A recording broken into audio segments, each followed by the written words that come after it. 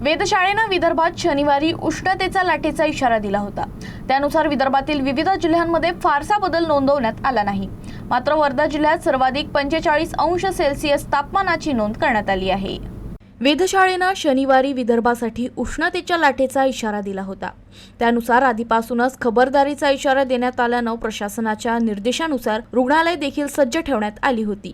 उष्णतेची लाट पाहता नागपूरच्या जिल्हाधिकाऱ्यांनी शनिवारी शाळांना देखील सुट्टी जाहीर केली। वेधशाळेच्या इशाऱ्यानुसार शनिवारी विदर्भातील विविध जिल्ह्यांमध्ये तापमानात मोठी वाढ होऊन उच्चांकित तापमान नोंदवण्याची अपेक्षा होती। गेल्या 3 दिवसांपासून सुरू असलेल्या तापमान वाढीच्या सत्रात फारसा बदल जाणवला नाही। मात्र तरीही विदर्भातील वर्धा जिल्ह्यात आतापर्यंत हंगामातील सर्वाधिक तापमान नोंदवण्यात आलं आहे। वर्धा जिल्ह्याचा पारा शनिवारी 45 अंशांपर्यंत पोहोचला होता। त्या पाठोपाठ नागपूर जिल्ह्याचा पारा 44.2 अंशांवर स्थिरावला, तर अमरावती जिल्ह्याचा पारा 44 अंशांवर होता, तर इतर सर्व जिल्ह्यांचा पारा 44 अंशांच्या खालीच राहिला। काही दिवसात देशातील उच्चांकी तापमानाची नोंद होत असलेल्या अकोला जिल्ह्याच्या पाऱ्यात काहीशी घसरण नोंदवण्यात आली। अकोला जिल्ह्यात 43.3 अंश सेल्सिअस इतकं तापमान नोंदवलं गेलं, तर भंडारा जिल्ह्यात देखील 43 अंश सेल्सिअस तापमान नोंदवलं गेलं। इकडे बुलढाणा जिल्ह्यात देखील तापमानात घसरण नोंदवण्यात आली।